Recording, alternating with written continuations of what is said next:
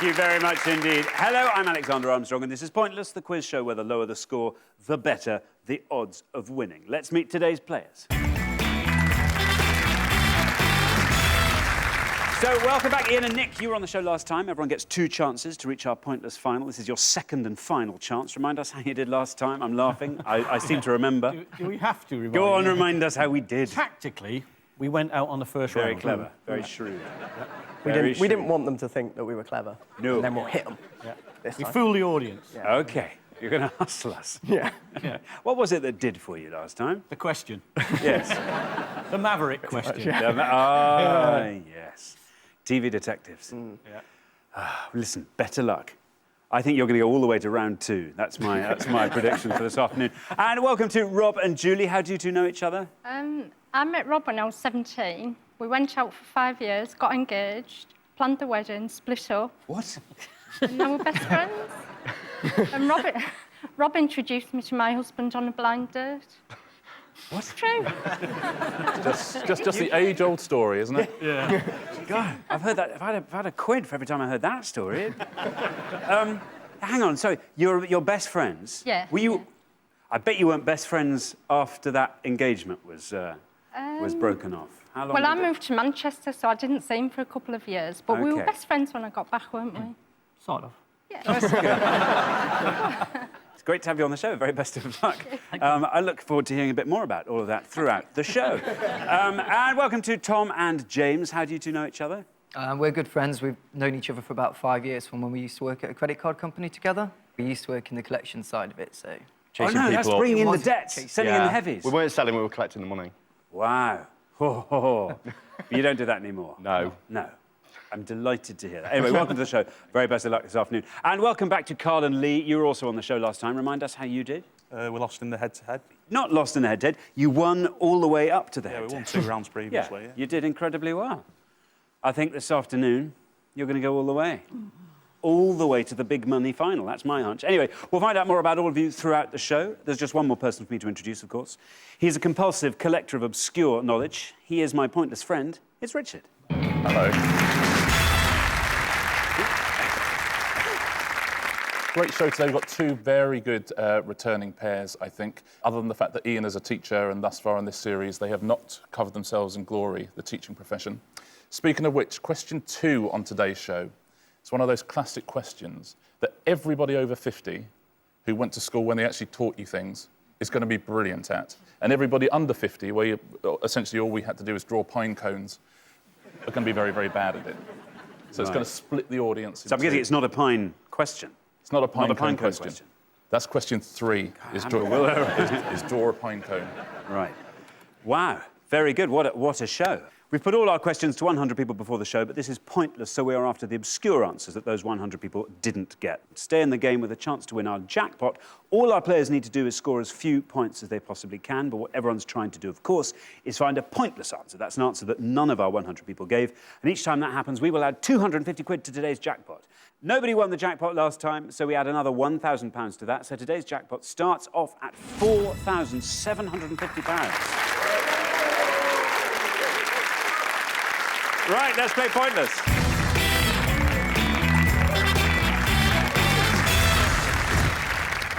In the first round, each of you must give me one answer, and you cannot confer with your partner. Whichever team has the highest score at the end of the round will be eliminated. All right. Our first category this afternoon is puppets. Can you all decide in your pairs who's going to go first, who's going to go second? And whoever's going first, please step up to the podium. OK, let's find out what the question is. We gave 100 people 100 seconds to name as many Punch and Judy characters as they could. Punch and Judy characters. Richard? Yeah, the correct answers in this round are all puppet characters you'd find in a traditional Punch and Judy show. OK, right. Ian and Nick, you all drew lots before the show. Today, you get to go first. Right, in this round, I'm going to give you a choice of 7 possible answers on the board in each pass. The first set of answers reads like this.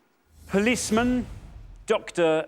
Scaramouche, Professor Swazzle, Ghost, Blind Man, Baby. I'll read those all again.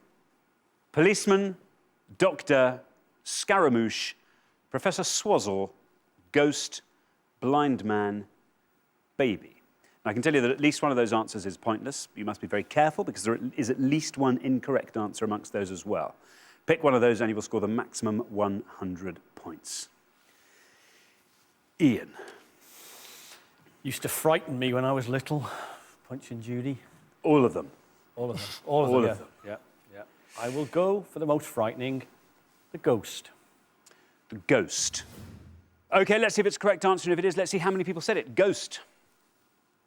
It's correct.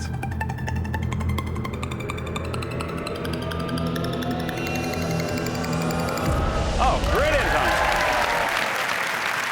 answer. Great answer in 2. Ghost scores you 2. Richard, ghost. Yeah, great start, Ian. So originally it was the ghost of Judy, but now it's the ghost of other less significant characters. Punch and Judy's terrible, isn't it? Terrible. Is it just me? No, it's terrible. Does anybody like it? Kids don't like it, adults don't like it. Who's liking it? Julie, can you stand Punch and Judy? Can you? I can just barely remember Punch and Judy. Right, OK. Looking good for the answer there. There is an incorrect answer on that board, remember. There is also at least one pointless answer there. I think, because I'm a paediatric nurse, that I think I should probably say baby. I'm sure there was a baby in it. Baby. Let's see if it's a good answer. If it is, let's see how many people said it. Baby. It's right. Could be a low scorer, Julie. Down it goes. Oh, 21. That scores you 21. Richard. Yeah, there is a baby. It's Punch and Judy's baby, in fact. Well done, Julie. 21. That scored you. Tom. Punch and Judy. Well, there's only one up there that I'm confident about, but I think it's fairly well known. So there's 2 that I'm a bit torn between.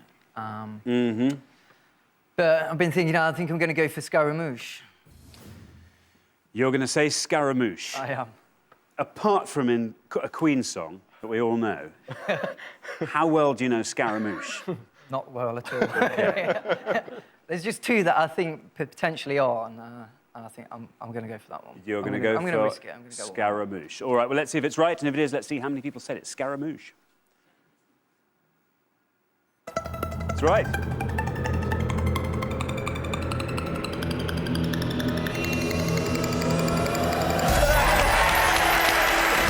Brilliant answer. Scaramouche is a pointless answer. It adds £250 to today's jackpot. Takes our total up to £5,000, and it scores you nothing. Richard. Yeah, great answer, very well done. Great start to the show. Scaramouche is a roguish clown who Mr. Punch often hits. It's nice, isn't it? Yeah. He's going to be played by Jim Carrey in the Hollywood remake of Punch and Judy. Thanks very much. Carl, we're looking for Punch and Judy characters. I was struggling with this one, Alex. I don't mind admitting. There could easily be another pointless answer on the board. There is definitely at least one incorrect answer on the board. Well, there's obviously one up there that's quite obvious, but I'm going to take a chance on perhaps a slightly less obvious one and go for Doctor Maybe. You're going to go for Dr. Maybe? Oh, I see, there he is, Doctor. Yeah. Professor Swazzle, Dr. Maybe. Have you met? I don't know. Dr. Maybe sort of a slightly less certain Dr. No, isn't he?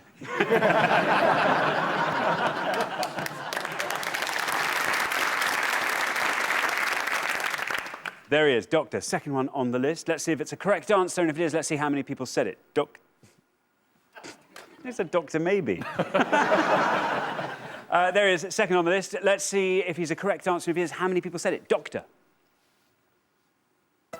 It is correct.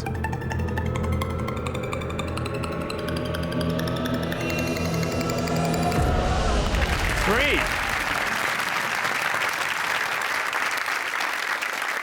Very good answer, Carl. Scores you 3. Yeah, Dr. Very Good is actually called Dr. Duck, is his full name. It's nice, isn't it? It's just a whole world I have no knowledge of. You are a very lucky man. Let's go through the rest of the board, shall we? There is an incorrect answer there, and there is still a pointless. There's another pointless answer up there. The policeman is obviously a character in Punch and Judy. Would have scored you 45 points, so well avoided, everyone. Out of those 2, which do you think is pointless? Blind man, That's exactly right. Blind man is a pointless answer, so well done if you got that at home. Would have added £250 to the jackpot. And the incorrect answer is Professor Swazzle. The swazzle is the thing that a Punch and Judy puppeteer has in his mouth to do Punch's voice. And they also call themselves professors, even though they don't have qualifications from any accredited universities, as far as I'm aware. OK, let's take a look at the scores. We're halfway through the round. Seems as good a time as any to see how everyone is doing. Well, Rob and Julie, 21, I thought was a pretty good score. Turns out it's a rubbish score. You're way ahead of the field there.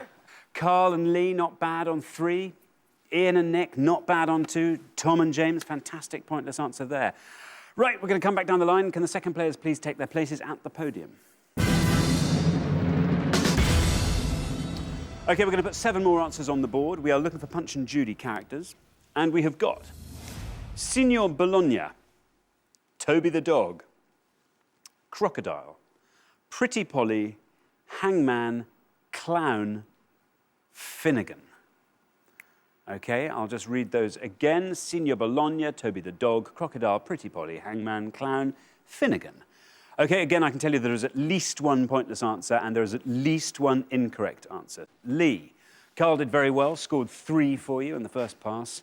You have to score 17 or less with your answer to avoid becoming the high scorers.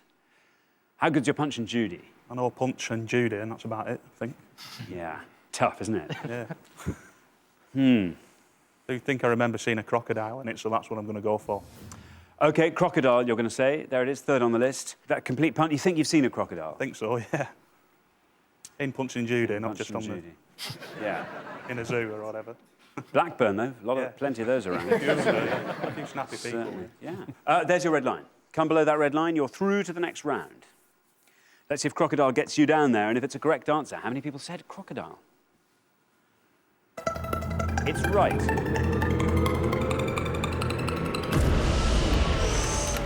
42, that scores you, giving you a total of 45. Richard, crocodile. Yeah, that's the biggest score yet. The crocodile's actually a fairly recent arrival in Punch and Judy. It's only 100 years old. Punch and Judy being somewhat over 350 years old. There we are. So, crocodile, scoring you 42. Who'd have thought? James, you are currently on nothing. Tom scored a fantastic pointless answer there. Do you know Punch and Judy? Not at all. Have you never seen a Punch and Judy show? No, I've heard of them, obviously, but that's about as far as my knowledge goes, I'm afraid. I think one sounds like a womble, so I'm not going to go for that one. I'm going to say Hangman. Hangman. Yeah. Sounds sort of right, doesn't Sounds it? about Sort right, of yeah. Macabre, Punch and Judy kind of world. Hangman. Right, OK, well, let's see if that's correct. There is your red line. If you come below that, score 44 or less, you are through to the next round. Let's see if Hangman is right, and if it is, how many people said it? Well, it's right. Well done. Very good answer. Only 1 person knew Hangman. That scores you 1. Richard. Yeah, very good answer. The hangman's real name is Jack Ketch, after a real hangman. And they used to hang Punch at the end of each show. That used to be the end. That used to be the sort of big show-stopping finale. They would hang him by the neck until dead. And then briefly, he would hang the hangman. That was the twist they put on it. And then it says here they stopped doing it somewhere around the time of the abolition of the death penalty. So it started being less popular. Rob, you were the high scorers. You are no longer the high scorers. Carl and Lee have taken that mantle. You're on 21. You want to score 23 or less with your answer. I vaguely remember these as a youngster. Vaguely. But I've actually remembered the hangman, but unfortunately that's gone. Well, remember, there is still a pointless answer, at least 1 pointless answer on that board. Yeah, I'm going to take a bit of a stab. I think Signor Bologna. Signor Bologna. It should have been in there if not. There's your red line. Below that red line, and you are through to the next round, Rob and Julie. OK, let's see if it's a correct answer. Signor Bologna, and if it is, let's see how many people said it.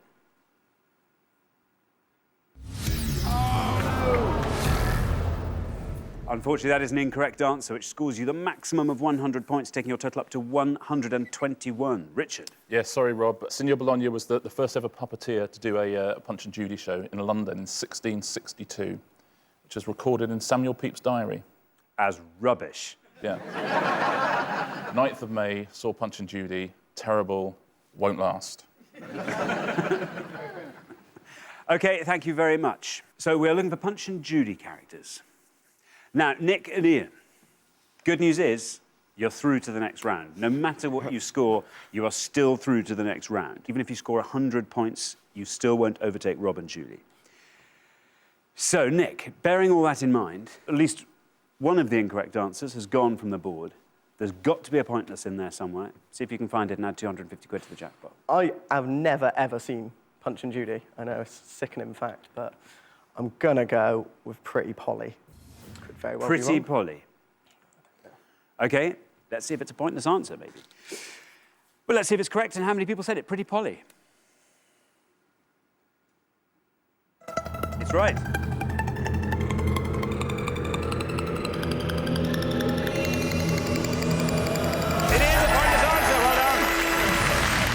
£250 to today's jackpot, taking the total up to £5,250. And it scores you nothing, leaving you with a total of 2. Richard. Brilliant, well done, Nick. Yeah, Pretty Polly, in the early days of Punch and Judy, was a love interest for Mr. Punch. Now rarely seen. I suspect that Judy's had a word. Let's take a look at the rest of the board, see some of the other things you should have said. Toby the dog, obviously, is a Punch and Judy character. That would have scored you 11 points. Used to be a live dog in the early days of Punch and Judy. Let's have a live dog on stage. What, it's a tiny one? On a stick? Probably. Clown, there's a clown in Punch and Judy called Joey, after Jerry Grimaldi. I would have scored you 3 points.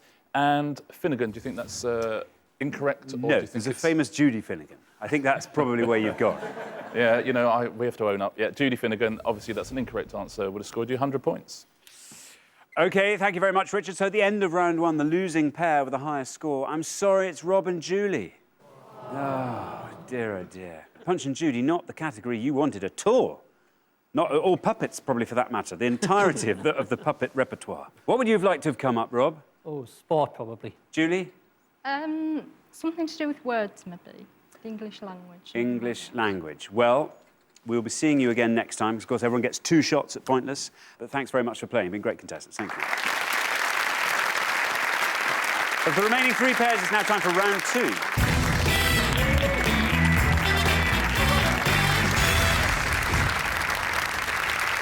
It's now time to find out which of our teams will be going through to the head-to-head for the chance to reach the Pointless final. OK, the category for round 2 is history. History. Carl's grinning broadly. Can you decide in your pairs who's going to go first, who's going to go second? And whoever's going first, please step up to the podium. And the question is famous military events and their conflicts. Famous military events and their conflicts. In this round, we're about to show you the names of some famous military events. We gave 100 people 100 seconds to tell us the conflict or war in which they occurred. Richard. Yeah, we're going to show you a series of military events. You've got to tell us which war or conflict they occurred in. The easy ones, obviously, will score a lot of points. The harder ones will score you very few points. And we're not looking for the names of battles they might have occurred in. We're looking for the war or the conflict that these events occurred in. OK, good luck. The first 6 are Charge of the Light Brigade, Battle of Ypres, Siege of Carthage, D-Day, Battle of Edge Hill, Battle of Kowloon. I'll read those again. Charge of the Light Brigade, Battle of Ypres, Siege of Carthage, D-Day, Battle of Edge Hill, Battle of Kowloon. OK, we are looking for the conflict or war these events occurred in. Ian. Right, I will go for the Battle of Edge Hill. OK. Was in the English Civil War. Battle of Edge Hill, English Civil War. There it is, 1 up from the bottom. Let's see if that's right, and if it is, let's see how many people knew that answer. Battle of Edge Hill, Civil War. It's right.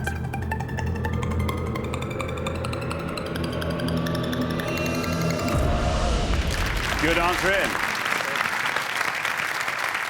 That scores you 13 points. Richard. Yeah, very well done. The first great battle of the English Civil War in 1642, which everybody over 50 will know, and everyone under 50 will be going, we had a civil war? Thank you very much, Richard. James, we are looking for the conflict or war that these events occurred in. How good's your history, James? It's not. This is my worst category ever. I just have no interest whatsoever in it. I've heard of Charge of the Light Brigade, so I'm going to go for that, and I'm going to say World War I. OK. Very slight sort of reaction from the audience there. I wasn't quite sure how to describe it. I don't know why. Something between a tut and a... not sounding good, is it, No, it's James? not, no. Charge of the Light Brigade, you're saying World War I. Let's see if that's right, and if it is, let's see how many people knew that answer. Unfortunately, that is an incorrect answer, which means you score the maximum of 100 points. Richard.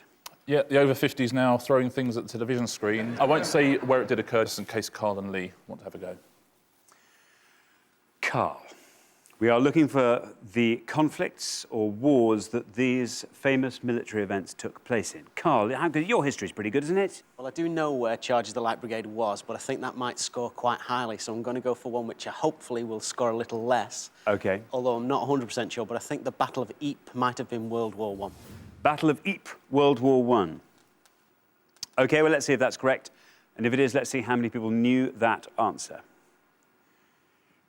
It's right. 45, that scores you. Battle of Ypres. Richard. It was indeed World War I, a mere 60 years after the Charge of the Light Brigade, in and around the Belgian town of Ypres. Let's fill in the rest of them, shall we? Charge of the Light Brigade was in the Crimean War, would have scored you 20 points. D-Day, of course, is Second World War, would have scored you the highest points of all, 75. Do you know the Siege of Carthage? Trojan War, I'm going to say. Wasn't it? It's just the Punic Wars. Punic. Or the Third Punic War. Would have scored you 7 points. And the Battle of Kowloon was a pointless answer, so well done if you got that. Any clues? Is this our proudest moment, our Opium Wars against China, is that? It was indeed. It was indeed. It's the Opium Wars. Very well done if you got that home. Very well done you. OK, well, we're halfway through the round, so let's take a look at the scores as they stand. A wide-ranging board, as I always like to say. Tom and James way out ahead there on 100. Bad luck, James, but Tom, how good's your history, Tom? It's OK. He's really good. It's OK. Good at history. Well, let's hope he's good enough to save your hides on the next pass. Ian and Nick looking very, very strong there. 13, great answer from Ian. And Carl and Lee, 45, somewhere in the middle. Right, we're going to come back down the line. Can the second players please take their places at the podium? OK, we're going to put 6 more names of famous military events on the board. Here's your second 6. Battle of Trafalgar, Battle of Gettysburg, Battle of Tewkesbury, Tet Offensive, Defenestration of Prague, Battle of Britain. I'll read those again. Battle of Trafalgar, Battle of Gettysburg, Battle of Tewkesbury, Tet Offensive, Defenestration of Prague, Battle of Britain. Now, remember, we're looking for the conflict or war in which these events occurred, and you're trying to find the one that the fewest of our 100 people knew. Lee. You're good at this, Lee. Not really, no. Aren't you? No. OK, well, listen, you're on 45. To avoid becoming the high scorers, you want to be scoring 54 or less with this answer.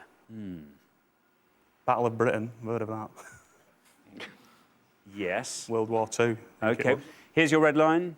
If Battle of Britain World War II gets you below that red line, you are through to the next round for sure. OK, let's see if it's right, and if it is, how many people said it?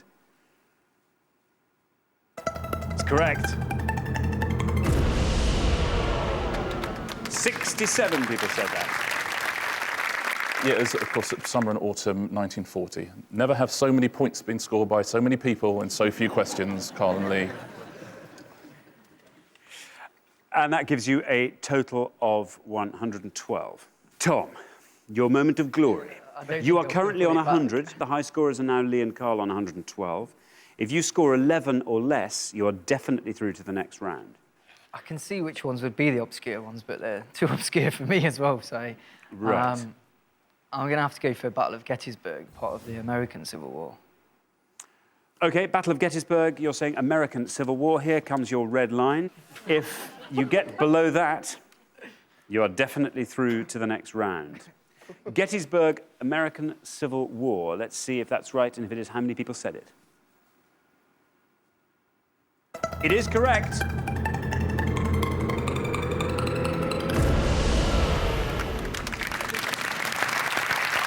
That scores you 41, taking your total up to 141. Richard? Yeah, another popular answer, 1863, the Battle of Gettysburg in Pennsylvania, where the North won over the South. So we are looking for famous military events and their conflicts. We're looking for the conflicts or wars that these military events came from. Nick? Hello. You are on 13. Doesn't matter what you answer, anything you say, you are through to the next round. It's getting familiar, this. Yeah.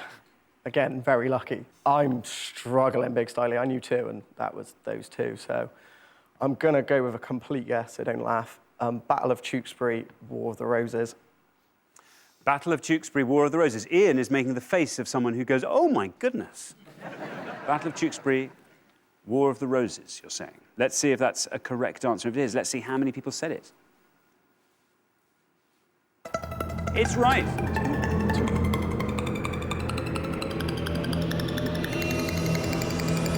Oh, fantastic. Scores 4. Gives you a total of 17. A great answer, Nick. 1471, Battle of Tewkesbury. Very good. You're the only person under 50 to know that in the country. Proud. Let's take a look at the rest of the board. There's the Battle of Trafalgar there and the Tet Offensive. Do you know the Tet Offensive would have scored you more points? The Tet Offensive was... Because Tet Offensive has been in films about Vietnam, I should think. I guess so. Vietnam War would have scored you 23 points, and the Battle of Trafalgar would have scored you 17. Part of the Napoleonic Wars. And do you know the defenestration of Prague? I don't know. Only one person knew it. It is from the 30 Years' War, the defenestration of Prague. Thanks very much, Richard. At the end of round 2, the losing pair with the highest score, I'm afraid it's Tom and James. Oh, dear. Tom, what would have been your preferred category on this round? What would you have dazzled us in? I don't know. Well, I knew the obscure answers to the first round of that history one, so I think I would have been better going first. But I'm normally quite good at history, so... Just these were campaigns you didn't know so well? No. Went in the wrong order, I'm afraid. Did you know Charge of the Light Brigade? Yeah, and the Punic War one, so... James, pine cones. Next time it'll be pine cones. It'll be I hope fine. so. I'll probably do better with that. Oh, well. Well, we will see you again next time. Everyone, of course, gets 2 chances to reach the pointless final. And we'll see you then. But thanks very much for playing. You've been great contestants. Thank you. But for the remaining 2 pairs, things are about to get even more exciting now as we enter the head-to-head.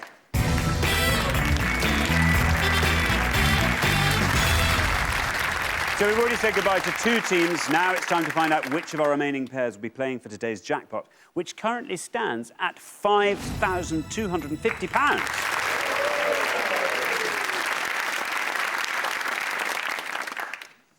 So well done, Ian, Nick, Lee and Carl. You are now going head-to-head on the best of 3 questions, and you are now allowed to confer. All you have to do is come up with an answer that scores less than the other pair to win that question. The first pair to win 2 points will be through to today's final to play for the jackpot. Let's play Pointless. OK, here's your first question. We gave 100 people 100 seconds to name as many things mentioned in the song Do, Re, Mi as they could. Richard. Yeah, we're looking for any of the 7 lines used by Maria to describe the musical notes in the song Do, Re, Mi from The Sound of Music. Which of those is the most obscure? Right. Ian and Nick, because you've played best throughout the show so far, you get to go first. We are looking for things mentioned in the song Do, Re, Mi. You fans of The Sound of Music? Actually, never watched it. Never watched it? Never watched The Sound of Music. Never watched it. Sorry. Nick? No. What do you do every Christmas?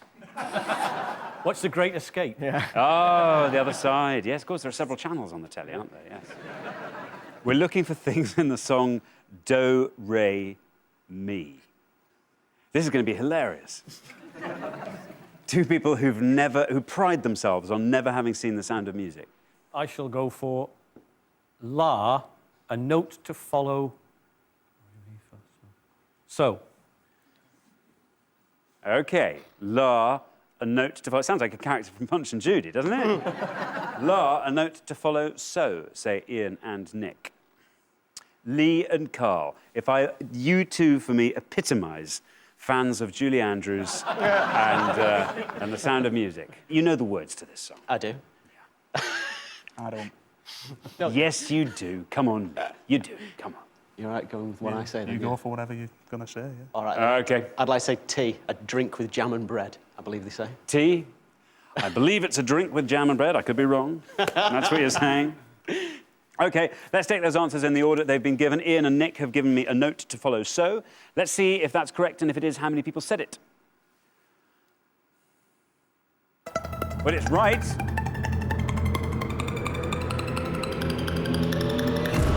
"24." Is that a good score for a note to follow so? Better than I expected. Yeah. Lee and Carl have given me a drink with jam and bread. Let's see how many people said that. Well, it is correct. Oh! 28. So, after the first question, it is 1-0 to Ian and Nick. Richard. Yeah, you actually gave us the best two answers, guys. You couldn't have beaten La, a note to follow so, I'm afraid. You'll see we've already had the best two, a note to follow so and tea, a drink with jam and bread. So, a needle pudding thread was 37. Ray, a drop of golden sun, 50. Far, a long, long way to run, 53. Me, a name I call myself, 54. And right at the top of the list, Doe, a deer, a female deer on 63. OK, thank you very much, Richard. Here is your second question. We gave 100 people 100 seconds to name as many portraits on US banknotes as they could. Portraits on US banknotes. Richard. We're looking for any of the 7 people whose image appears on a banknote in general circulation in the USA as of April 2010. And we need first names and surnames, please. OK, so Ian and Nick, obviously you are 1-0 up at this point. Lee and Carl, you mustn't let them get this point or they are straight through to the final. OK, Carl and Lee, you've arrived at an answer. Is this a confident answer? No, most certainly not. Right. It's a gamble, aren't we, I think? I think I'm going to go for FDR, Franklin D. Roosevelt. Franklin D. Roosevelt, you're saying. OK. Ian and Nick, we've had Franklin D. Roosevelt from Carl and Lee. What are you going to give me? I thought Jackson, but I can't think of his first name, so... It's Michael.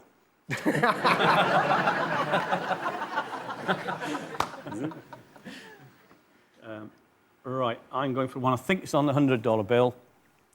Benjamin Franklin. Benjamin Franklin. OK. So Franklin D. Roosevelt and Benjamin Franklin are our two answers. Let's take them in the order they were given. Lee and Carl said Franklin D. Roosevelt. Let's see if that's correct. And if it is, how many people said it?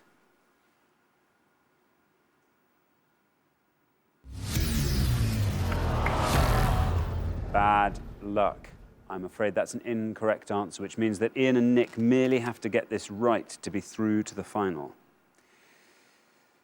Benjamin Franklin. Let's see if it's right. It is right. Ooh, it's a low scorer. Look at that, 16. So that means after just 2 questions, Ian and Nick are through to the final. 2-0. Richard. Yeah, very good answer. Benjamin Franklin is on the $100 bill.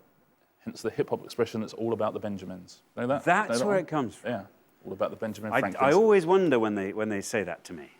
All about the Benjamins, and I say yes, yes. Let's take a look at... there's 7 people who are on bills that are in general circulation. If you've got all of these, very well done, because there's some very obscure ones.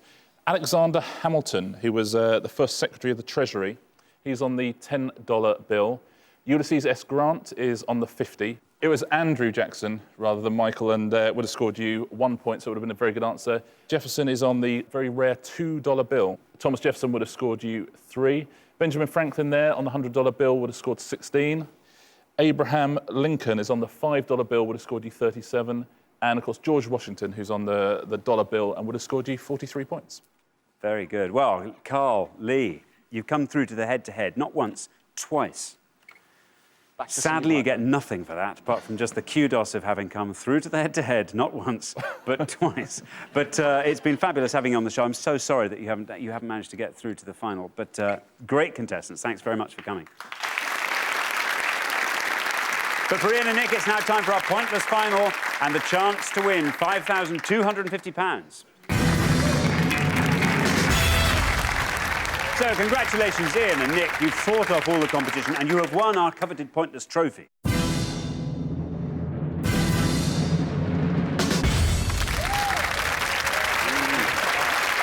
Exactly. However, you now have the chance to win our pointless jackpot. At the end of today's show, the jackpot stands at an impressive £5,250. Now, the rules are very simple. To win that money, all you have to do is find a pointless answer. That's an answer that no one else could think of. We've already had 2 pointless answers on the show so far. You just have to find one more to go home with that money. But first, you've got to choose a category from these 3 options, and your choices are... Number 1's darts, world geography. Right, well, I think there's only one there, isn't it? Yeah. It's darts. It's got... What? Big darts players there, yeah. It's got to be world geography, really. Yeah. World geography. OK, right, well, let's find out what the question is. We gave 100 people 100 seconds to name as many countries on the equator as they could. Countries on the equator. Richard? Yeah, we're looking for any country whose territory is crossed by or whose islands straddle the equator. Right you are. You now have up to 1 minute to come up with 3 answers, and all you need to win that £5,250 is for just one of those answers to be pointless. Your 60 seconds start now. Right, so what do you want to go for? Somalia. Somalia. Yeah. Is that African countries? Which ones? I think, I'm not sure it's Congo. Congo. Congo, yeah. Yeah, Somalia, Congo. Any in Asia that you can think of? No, I think the Philippines. India? I think the Philippines. It goes to the Philippines. I'm not sure about that. No, it doesn't. This is India. What's it, just a bit higher, is it? Yeah, definitely Ecuador and Brazil. Anything North Africa? No, not North Africa. No. What's it go through? Congo. Malta? Somalia. Anything like that? Actually, it goes through Kenya. Kenya? Try that as well. Kenya? Kenya, Somalia. Kenya, Somalia, Congo. Anything else? As you can see, I'm a big help. I can do lists. Good finger work, though. Yeah, yeah. I think it goes through Singapore as well. I'm not sure about that. All right, so Congo, Somalia, Kenya. Kenya. Right. OK, your minute is up. All right. Which of those answers are you gonna corral into your 3? Well, there's 3. I've been to 1, and actually stood on the equator, so I'm going to go for that one. Yeah, we'll do Kenya, we'll do Congo, and I know it just clips the bottom of Somalia, so... Which of those do you think is your best shot at a pointless answer? Somalia. Somalia. We'll put that one last. Yeah. Which one should we put first? The Kenya. Congo. Or Kenya, because I know Kenya's definitely... OK, Kenya, Congo, Somalia. We'll put them up in that order. Kenya, Congo, Somalia. There they are. We were looking for countries on the equator. Right. OK. You need to regret those now, but... Yeah, You're now thinking of others you should have put in there? No, I think I'll stick with those. You came up with the other 3 ones more I'm than I not did. too, not terribly sure about. Like the Philippines, I think there's that one. It might even be Singapore, I'm not sure, but... OK, well, this was the least confident answer that you gave. You only need one of these to be pointless. OK, let's see how many people said Kenya, and if it is a correct answer. Kenya. So there it is, Kenya. This is your first shot at a pointless answer for that jackpot of £5,250. It has to go all the way down to 0. Down to go 15 people said Kenya. Yep, 15 people said Kenya, so unfortunately it's not a pointless answer. But that was your least confident answer, as you said. You have 2 more chances to win today's jackpot. What would you spend £5,250 on? Well, he owes it me anyway, so... Oh, really? Yeah, very much. Comics. Comics. Yeah. My friend's cycling across America for charity, so I'd go meet him in Miami. I thought you said I'll sponsor him. So I'll go to Vegas, meet him in Vegas maybe. Have a bit of fun there. OK, we are looking for countries that are on the equator. This is your second answer. You're a little bit more confident in this than you were in Kenya. Congo. That's what you said, Congo. This has to be a pointless answer. If you are to win that £5,250. Let's see if it's correct. Let's see how many people said the Congo. It's right. Your second of 3 chances to win £5,250. Kenya scored 15. Down it goes still. Oh, 6! Congo, I'm afraid, is not a pointless answer. It's all going in the right direction, though, isn't it? Yeah. 15 down to 6. It's looking very good for Somalia on that trajectory. We hope. OK, you only have one final chance to win that £5,250. Cross all those fingers. We are looking for countries on the equator. You said this was your most confident answer. This is your last chance. It has to be pointless for you to win that money. You said Somalia. You say right down at the bottom of Somalia. The equator crosses it. It clips just a little bit. It clips just a little bit. Let's hope no one on that little bit it clips was amongst our 100 people poll. And let's see if it's correct. And then let's see if anybody said it. Somalia.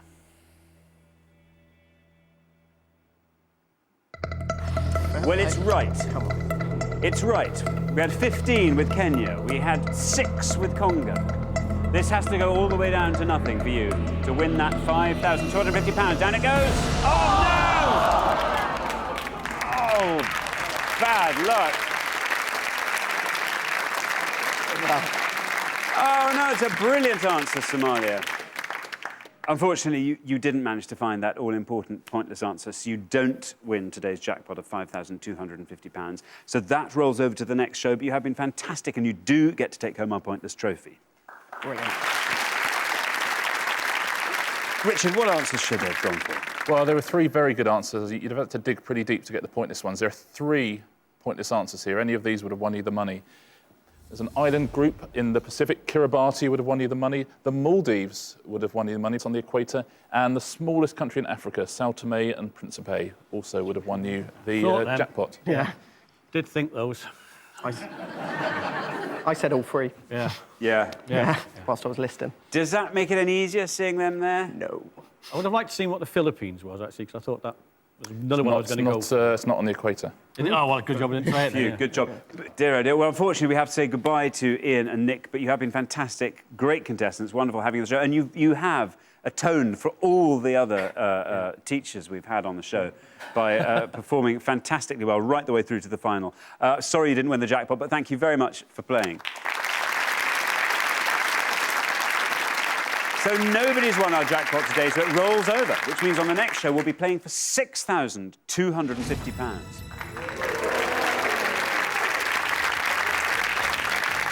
Join us next time to see if someone can win it. Meanwhile, it's goodbye from Richard. Goodbye. And it's goodbye from me. Goodbye.